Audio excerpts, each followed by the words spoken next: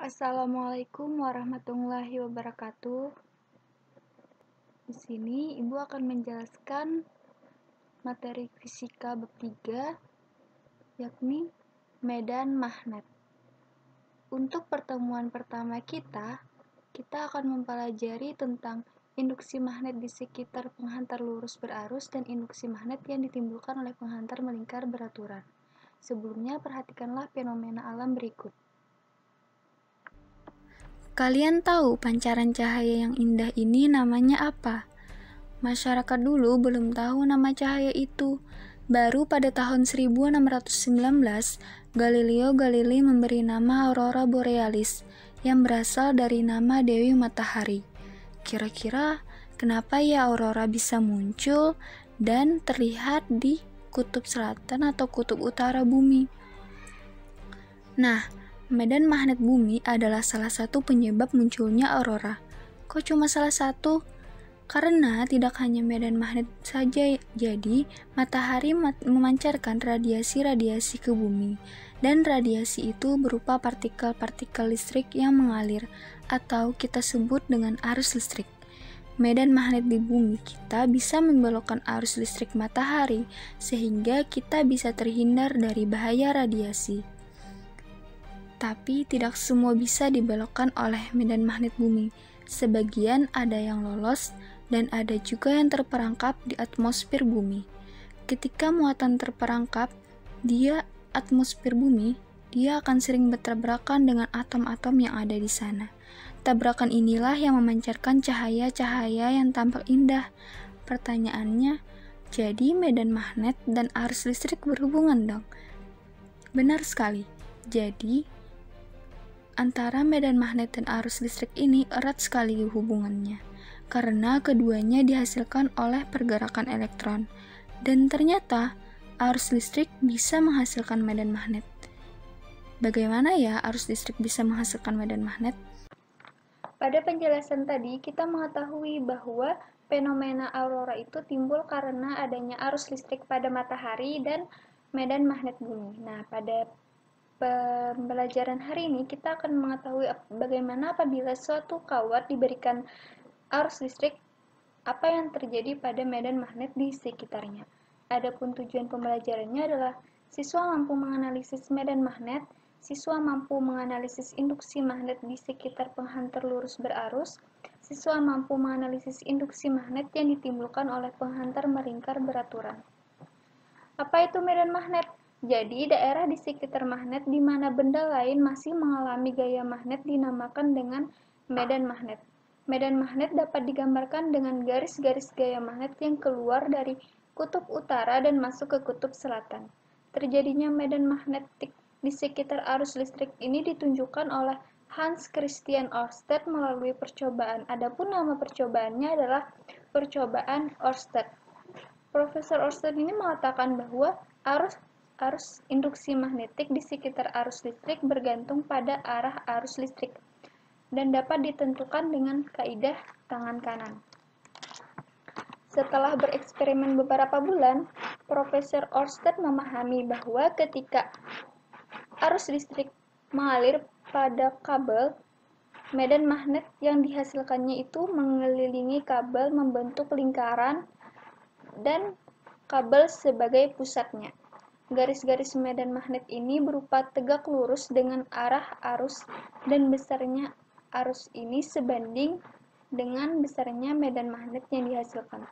Jadi apabila semakin besar diberikan arus listrik pada kawat, maka semakin besar pula medan magnet yang ditimbulkannya. Dari sini kita tahu bahwa medan magnet adalah besaran vektor, mempunyai besar dan mempunyai nilai. Peristiwa munculnya medan magnet dari arus listrik ini disebut dengan induksi magnetik dan dilambangkan dengan B besar dengan satuan Tesla. Nah, bagaimana cara kita mengetahui arah medan magnet dan arus listrik, yakni menggunakan kaidah tangan kanan. Jadi, apabila suatu kawat dialiri arus listrik dengan arahnya ke atas, seperti gambar berikut, maka ibu jari menunjukkan arah arus dan 4 jari melingkar lainnya menunjukkan arah medan magnet. Kita telah mengetahui bagaimana arah medan magnet. Selanjutnya, bagaimana dengan besar medan magnet itu?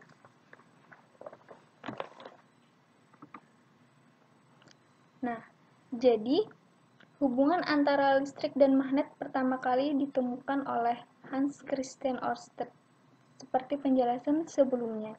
Nah, sebulan setelah penemuan Ørsted tadi, 2 orang ilmuwan bernama Jean-Baptiste Biot dan Felix Savart berhasil menentukan bentuk medan magnetik yang ditimbulkan oleh arus listrik yang stabil.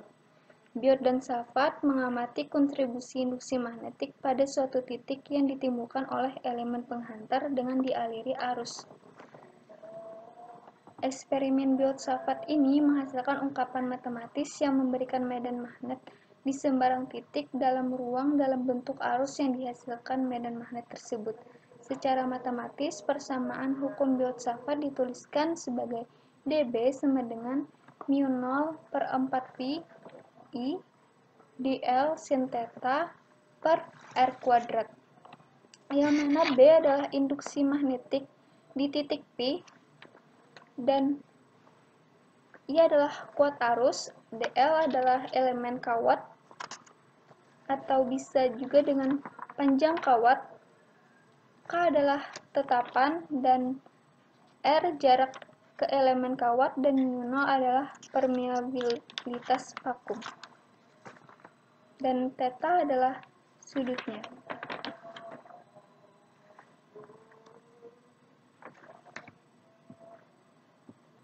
Apa itu permeabilitas vakum? Jadi permeabilitas ini adalah kemampuan medium untuk menghantarkan medan magnet. Selanjutnya yaitu medan magnet di sekitar kawat berarus. Sebelum kita mempelajari induksi magnet di sekitar penghantar lurus berarus, marilah kita melakukan eksperimen yang bertujuan untuk menentukan hubungan antara arah arus listrik dengan arah medan magnet induksi di sekitar kawat berarus. Sebenarnya percobaan ini mirip sekali dengan percobaan Ørsted. Marilah perhatikan percobaan berikut ini. Assalamualaikum warahmatullahi wabarakatuh. Di sini kita akan melakukan percobaan dengan judul Di sini kita akan melakukan percobaan dengan judul medan magnet di sekitar kawat berarus. Tujuan dari percobaan ini yaitu untuk menggambarkan arah medan magnet induksi di sekitar kawat berarus. Adapun alat dan bahan yang kita gunakan adalah pertama papan rangkaian, 2 buah capit, 2 buah kabel, 1 buah kawat, 1 buah kompas, dan power supply. Pertama-tama kita rangkai dulu alat dan bahannya. Di sini kita masukkan kawat pada capit.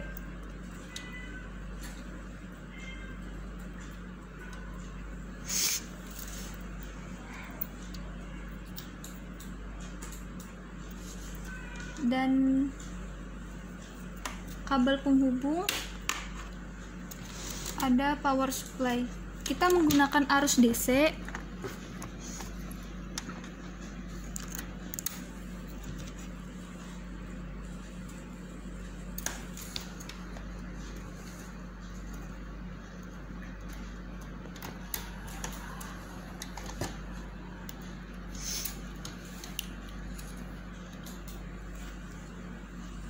Dan kita tempatkan kompas sejajar dengan kawat.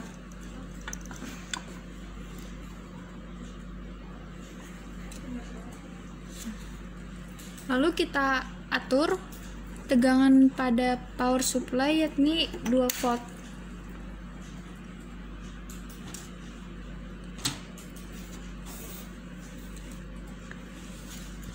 Lalu kita nyalakan power supply dengan memperhatikan arah simpangan pada kawat, apakah dia berlawanan jarum jam atau searah dengan jarum jam.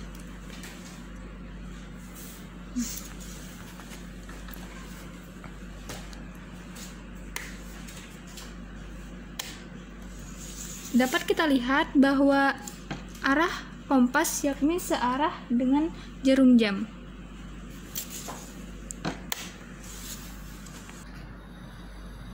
Setelah itu kita lakukan langkah selanjutnya, yaitu dengan mengubah arah arusnya.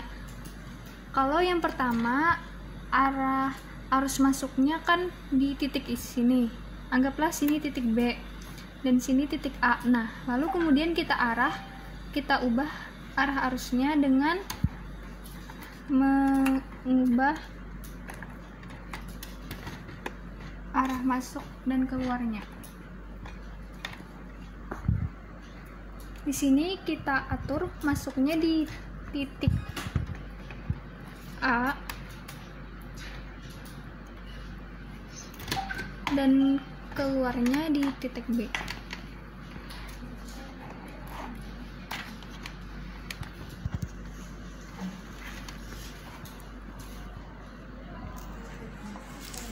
Lalu kita perhatikan bagaimana arah simpangan dari kompas dengan menjaga tetap tegangannya yakni 2 volt. Lalu kita nyalakan power supply-nya. Dapat kita lihat bahwa arah kompas yaitu berlawanan arah jarum jam. Demikianlah percobaan kita. Setelah kita menonton eksperimen tadi, kita mengetahui bahwa antara arah arus listrik dengan arah medan magnet itu saling berhubungan. Ketika arah arusnya diubah, maka arah medan magnetnya juga ikut berubah, yang dapat kita lihat dari arah jarum kompas. Selanjutnya kita mulai dengan induksi magnet di sekitar kawat penghantar lurus berarus.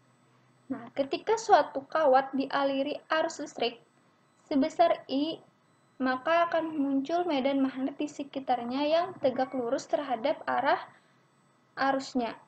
Besar induksi magnet pada kawat lurus ini dapat dituliskan dengan B sama dengan 2KI per A sama dengan mu0 2PI per A. Yang mana B adalah besar induksi magnet, K adalah tetapan, I adalah kuat arus yang dialirkan, A adalah jarak tegak lurus titik yang diamati, dan mu0 adalah permeabilitas ruang hampa. Jadi, kuat medan atau besar induksi magnet itu sebanding dengan arusnya dan berbanding terbalik dengan jaraknya. Semakin besar arus yang diberikan, maka semakin besar pula induksi magnetnya. Nah, dan berbanding terbalik dengan A atau titik yang ditinjau. Jadi, adapun induksi magnet pada kawat melingkar, nah, apabila L yaitu 2 VA, maka induksi magnetnya adalah B sama dengan mu0I per 2A sin pangkat 3A. Seandainya titik V digeser sehingga P merupakan titik pusat lingkaran, maka induksi magnetik di pusat lingkaran adalah B sama dengan mu0I per 2A. Dan sementara itu, besar induksi magnet penghantar yang melingkar yang terdiri dari N lilitan, misalnya lilitan ini banyak, maka induksi magnet di pusat lingkaran adalah B sama dengan mu0 in I per 2A. Banyaknya lilitan N. Nah, jadi kuat medan magnet itu sebanding dengan arus listrik dan berbanding terbalik dengan jarak yang diamati, yakni titik P. Langsung saja kita ke contoh soalnya. Tentukan besar induksi magnetik pada jarak 15 cm dari pusat sebuah penghantar lurus yang berarus listrik 45 ampere. Kita tulis dahulu apa yang diketahui. Pertama, jarak ke penghantar adalah 15 cm atau 15 kali 10 pangkat negatif 2 meter. Kuat arus listrik I adalah 45 ampere. Permeabilitas vakum atau mu0 adalah 4V kali 10 minus pangkat 7 Weber per ampere meter, dan ditanyakan besar induksi magnetiknya, yakni B besar. Nah, kita selesaikan. Masukkan rumusnya. B sama dengan mu0 kali I per 2VA. Mu 0 tadi adalah 4V kali 10 minus 7. Kuat arusnya 45 per 2V dikali A-nya 15 kali 10 minus 2. Hasilnya adalah 6 kali 10 pangkat minus 5 Weber per meter kuadrat, atau kita jadikan Tesla yaitu B sama dengan 6 kali 10 minus 5 Tesla. Nah, selanjutnya kita latihan soal. Soalnya yaitu sebuah kawat lurus sangat panjang dialiri arus sebesar 0,4 ampere. Titik P berjarak 8 cm dari kawat. Berapakah medan magnet di titik P? Dikerjakan ya. Nah, demikianlah pembelajaran kita. Jadi, arus listrik itu dapat menimbulkan medan magnet. Nah, untuk menentukan besar medan magnet tadi, kita menggunakan persamaan Biot-Savart. Terima kasih.